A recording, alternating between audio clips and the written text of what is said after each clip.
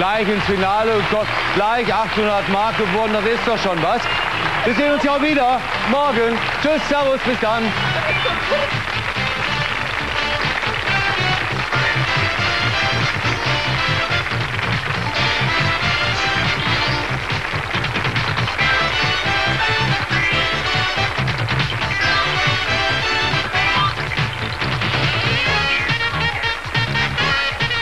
Hergestellt in Zusammenarbeit mit Ziele 5. Ruckzuck ist eine Rich Grundy Produktion.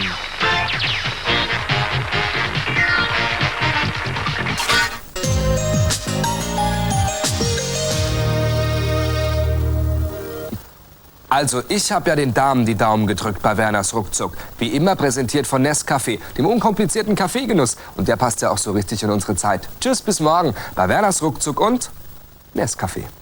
Ich lebe mein Leben ganz spontan, hab Spaß daran. Ich bin so frei. Nescafé ist dabei.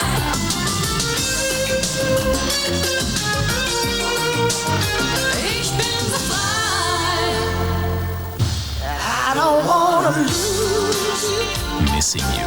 Das neue Doppelalbum mit den schönsten Love-Songs. Missing You mit Tina Turner, Elton John, Genesis, Phil Collins, Aha, Shadi, John Waite und vielen anderen. Missing You von EMI Germany.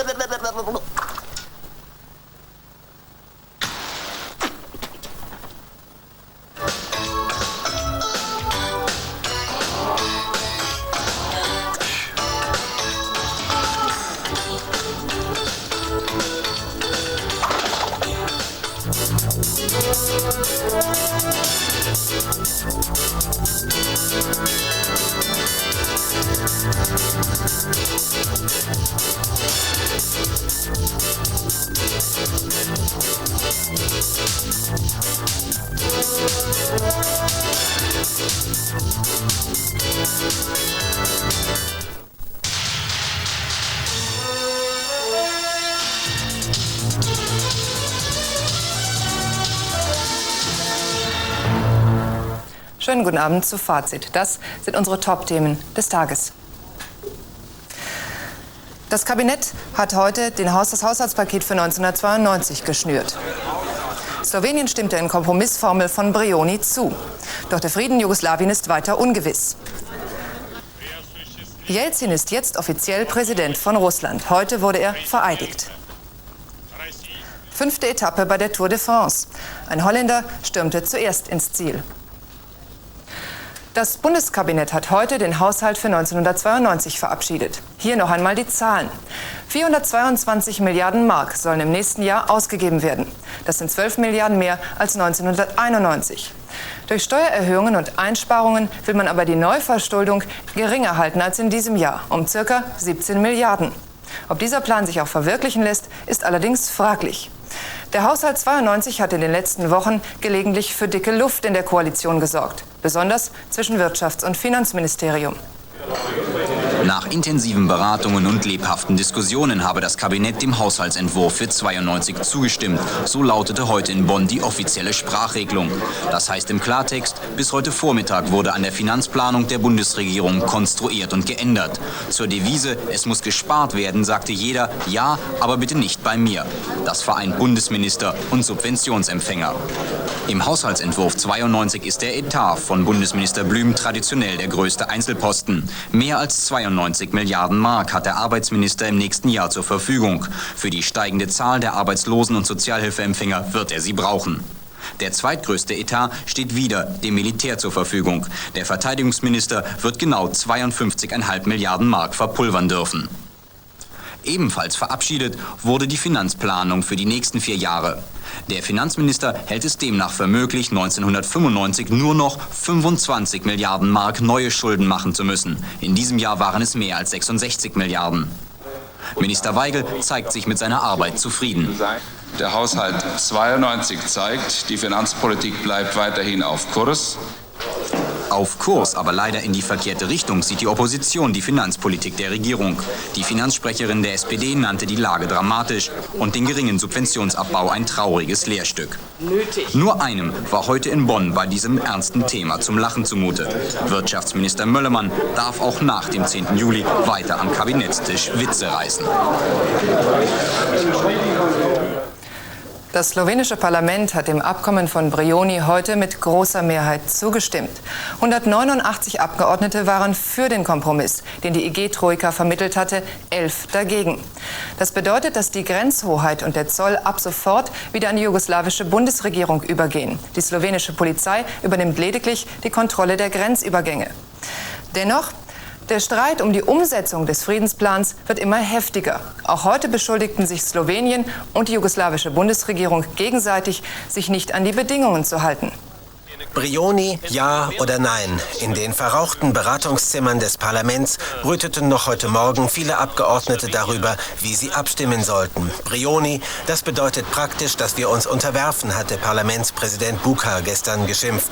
Sogar von einem neuen München war die Rede gewesen. Dann, vor Beginn der Beratungen, die Rede Milan Kucans, des slowenischen Präsidenten. Er setzte sich für das Abkommen ein. Lasst diesen 15. Tag des Krieges den ersten Tag des Friedens werden, warb er bei den Abgeordneten.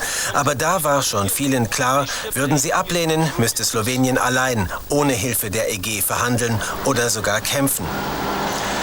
Inzwischen werfen sich slowenische Führung und Armee gegenseitig Verstöße gegen den Friedensplan vor.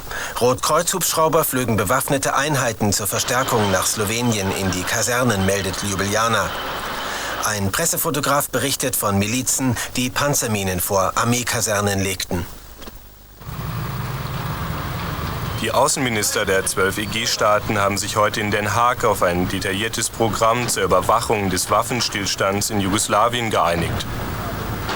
Nach dem Plan sollen 30 bis 50 Beobachter in Kroatien und Slowenien stationiert werden. Sie erhalten diplomatischen Status. Der Gruppe gehören auch Militärs an, die aber in Zivil und ohne Waffen nach Jugoslawien reisen. Vor der Konferenz hatte das mazedonische Mitglied im jugoslawischen Staatspräsidium Tuporovski den EG-Ratspräsidenten getroffen. Tuporovski berichtete über Schwierigkeiten, den Kompromiss von Brijuni umzusetzen. Dem EG-Memorandum müssen jetzt die Zentralregierung und die beiden abtrünnigen Republiken Kroatien und Slowenien zustimmen. Eine Antwort aus Jugoslawien wird für morgen erwartet. Die EG greift mit der Überwachungsdelegation das erste Mal aktiv in die Probleme eines europäischen Landes ein. Ob die Aktion Erfolg haben wird, zeigt sich nach dem 1. August. Spätestens dann sollen die Verhandlungen über die Zukunft Jugoslawiens beginnen. Die KSZE-Staaten brauchen auch eine Friedenstruppe, vergleichbar mit den UNO-Blauhelmen. Diesen Vorschlag machte SPD-Sicherheitsexperte Egon Bahr. Solche KSZE-Blauhelme sollten zum Beispiel in Jugoslawien eingreifen, falls es dort zu dem befürchteten neuen Bürgerkrieg kommt. Aufgabe dieser Friedenstruppe sollte es sein, Übergriffe zu verhindern, bis die Minderheitenrechte in Jugoslawien wieder gesichert sind. Das Atomkraftwerk Kozloduy in Bulgarien, das als extrem unsicher gilt, wird nicht vollständig stillgelegt. Mit dieser Nachricht ist Bundesumweltminister Töpfer aus Wien zurückgekommen. Dort hatte gestern auf Töpfers Anregung eine internationale Expertenrunde über die Zukunft des Reaktors beraten. Das Kraftwerk sichert 40% der bulgarischen Stromversorgung. Ersatzteile und Experten aus Greifswald sollen nach Kozloduy geschickt werden, um bei der Sanierung der Reaktorblöcke zu helfen. Dies kündigte Bundesumweltminister Töpfer an. Auch Strom aus dem Ausland könnte den Energieengpass durch das Abschalten aller Reaktorblöcke nicht schließen. Die Leistungskapazitäten sind erschöpft. Wir brauchen wirklich dringend so etwas wie eine europäische Netzstruktur, die Mittel- und Osteuropa hineinbringt. Also ein Verbund, der nicht an der Oder-Neiße-Grenze hängt oder dort an erheblichen Kupplungstechniken anknüpft, sondern der ein gemeinsames europäisches Energie- und Stromverbundnetz bringt. Dringend erforderlich, denn in Osteuropa hängen noch 10 Kraftwerke des Typs am Netz, baugleich mit dem Unfallreaktor aus Tschernobyl. Auch die, wird befürchtet, sind in einem ähnlich schlechten Zustand. Der russische Radikalreformer Boris Jelzin ist seit heute auch offiziell der Präsident Russlands. Vor knapp einem Monat hatte er bei der ersten freien Präsidentenwahl in der russischen Geschichte die absolute Mehrheit erhalten. Heute wurde Jelzin vereidigt. Ich schwöre, die Souveränität und Freiheit der Russischen Republik zu verteidigen. Ein Teil der Eidesformel von Boris Jelzin. Später erklärte der erste russische Präsident etwas genauer, wie er sich seine neue Aufgabe vorstellt.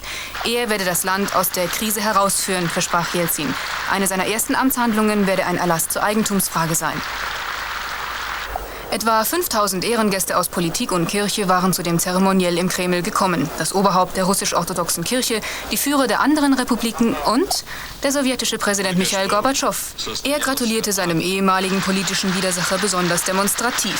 Jelzin könne sich seiner Unterstützung sicher sein, sagte Gorbatschow. Die Sowjetunion brauche ein starkes Russland. Ab nächster Woche werden die ostdeutschen Länder Dachgesellschaften für Beschäftigungsfirmen gründen. Das sagte heute Treuhandchefin Breuel in Berlin. Den Anfang macht Sachsen, gefolgt von Brandenburg und Berlin. Letzte strittige Details sollen in einem Spitzengespräch zwischen Vertretern der Treuhand, der Gewerkschaften, der Arbeitgeber und der Länder geklärt werden. Auf dieser Erde gibt es 164 Staaten. In 141 davon werden Menschenrechte verletzt. Wird gefoltert, misshandelt, verschleppt und getötet. Zu dieser niederschmetternden Bilanz kommt die Organisation Amnesty International in ihrem Jahresbericht 1991, den sie heute veröffentlicht hat. Dass diese Zahlen, so unvorstellbar sie ohnehin schon sind, dem tatsächlichen Ausmaß der Verstöße nicht einmal gerecht werden, darauf hat der Generalsekretär der deutschen Sektion Volkmar Deile heute hingewiesen. Er forderte die Bundesregierung auf, sich mehr um dieses Problem zu kümmern. Und das ohne Rücksicht auf eigene politische und wirtschaftliche Interessen. Alles andere sei Doppelmoral. Auch nach Beendigung des Ost-West-Konfliktes gehören Mord, Folter und Hinrichtungen in zahlreichen Ländern noch immer zum traurigen Alltag. Dabei machen die Gräueltäter auch vor den Schwächsten nicht Halt. Dieser 12-jährige Junge aus Guatemala wurde mit 3 Schüssen durch Todesschwadronen lebensgefährlich verletzt. In einigen Staaten Afrikas und Lateinamerikas hat sich die Situation zwar ein wenig verbessert, aber noch immer werden in mehr als 100 Ländern der Erde politische Gefangene verschleppt, gefoltert oder sogar ermordet. Auch die demokratischen Regierungen machen sich laut Amnesty an dieser Entwicklung mitschuldig, wenn sie bei einigen Ländern die Menschenrechtsverletzungen laut anprangern, bei anderen hingegen schweigen. Diese Art von opportunistischem Umgang mit den Menschenrechten ist ein Feind einer konsistenten, beharrlichen und langfristigen Menschenrechtspolitik. Der Jahresbericht von Amnesty International führt keine gravierenden Menschenrechtsverstöße in der Bundesrepublik an. Und wir kommen nun zu weiteren Meldungen aus dem In- und Ausland. Die USA heben die Wirtschaftssanktionen gegen Südafrika auf. US-Präsident Bush gab das vor knapp 2 Stunden in Washington bekannt. Zur Begründung hieß es, Südafrika hat alle 5 Bedingungen des amerikanischen Anti-Apartheid-Gesetzes erfüllt, darunter die Aufhebung der Rassengesetzgebung und die Freilassung politischer Gefangener. Bush sagte, dass er den Weg aus der Apartheid in Südafrika für unumkehrbar hält. Die Aufhebung der Sanktionen werde den Reformprozess vorantreiben.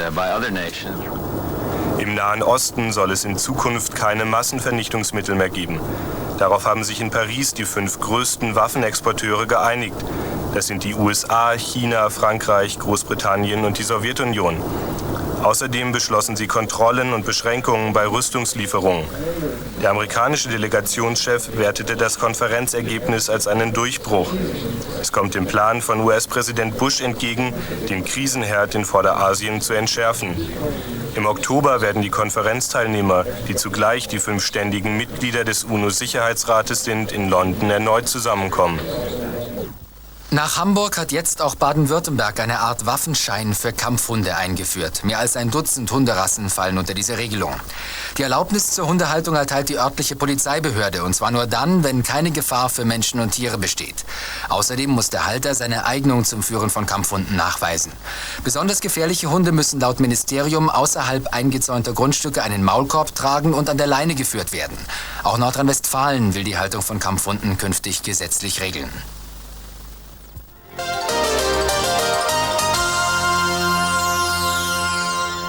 Michael Stich gönnt sich keine Pause. Schon 3 Tage nach seinem Wimbledon-Sieg überstand er heute beim internationalen Sandplatzturnier in Gstaad problemlos das Auftaktspiel. Stich besiegte den Tschechoslowaken Cyril Zug glatt mit 6:1 und 6:2. In der 3. Runde stehen in Gstaad unter anderem Emilio Sanchez und Goran Ivanisevic. Ausgeschieden dagegen ist Guy Forget. Der Franzose unterlag dem Argentinier Martin Gaete. Die 5. Etappe der Tour de France führte die Radprofis heute über 149,5 Kilometer von Reims nach Valenciennes. Trotz der Länge von 286 Kilometern und Gluthitze gab es immer wieder Ausreißversuche auf der Marathon-Etappe der diesjährigen Tour. Doch 3 Kilometer vor dem Ziel stellte das Hauptfeld mit allen Favoriten die Spitze. Im Massensport bewies erneut der Russe Abdu Chaparov Sportstärke. Zweiter wurde Olaf Ludwig aus Gera. Aber das war, glaube ich, nicht ganz sauber. Pech hatte der Däne Rolf Sørensen. Unmittelbar vor dem Ziel stürzte er schwer und steht kurz vor dem Tor aus. Trotzdem führt Sørensen weiterhin in der Gesamtwertung vor Greg LeMond aus den USA. Knut Reinhardts Transfer ist endgültig geplatzt. Der Fußballprofi wollte von Bayern 04 Leverkusen zu Olympique Marseille wechseln. Jetzt ist der ehemalige Nationalspieler 3 Wochen vor Beginn der neuen Bundesliga-Saison ohne Verein. Reinhardt hat unter anderem Angebote von Bayern München und Borussia Dortmund ausgeschlagen.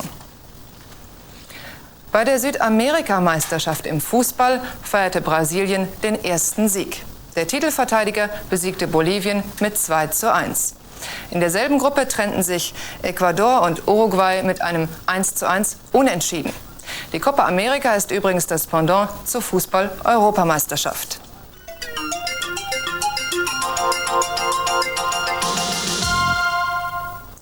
Heute Nacht ist es klar bei Temperaturen um 18 Grad. Morgen wird es in Deutschland bis zu 30 Grad warm. Es ist bewölkt. Die Temperaturen in Österreich 24 bis 30 Grad. Dort ist es sonnig. Es weht ein schwacher Wind aus Osten. Vereinzelt wird es Gewitter geben. Die weiteren Aussichten: sonnig und schwül, etwas zurückgehende Temperaturen. Fazit gibt es noch einmal um 21:44 Uhr. Ich wünsche Ihnen einen schönen, erholsamen Abend.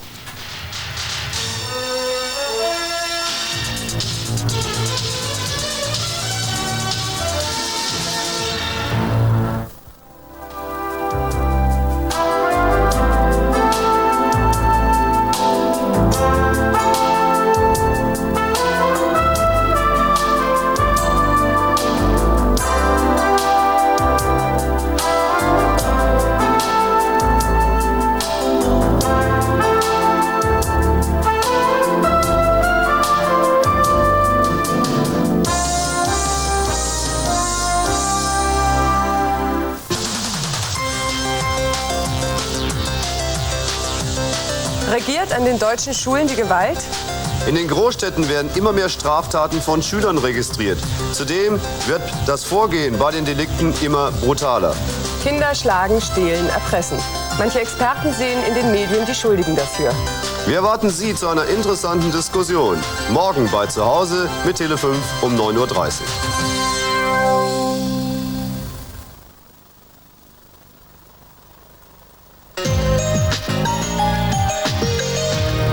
Sich das Eichhörnchen, aber er hat's wieder geschafft. Christian Assanger ist heute zum 4. Mal dabei und spielt um eine Lexikothek für fast 8.000 Mark. Toi, toi, toi. Heute Abend das beste Angebot, das es je gab. Einen BMW im Wert von über 62.000 Mark für 520 und ein Fluggerät der Firma SolarWinds Limited im Wert von 33.000 Mark für 430. Das sind nur zwei der unglaublichen Preise bei Hop oder Top. Und mühsam nähert sich der Moderator, aber er hat es auch heute wieder geschafft. Tommy Eigner!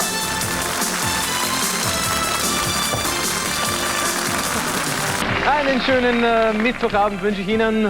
Herzlich willkommen. Sie zittern heute wieder mit oder drücken Sie die Daumen für ihn, für den Christian. Hier ist er, unser Champion. Herzlich willkommen, Christian. Sie haben gestern nicht die Reise genommen, obwohl UC zugerufen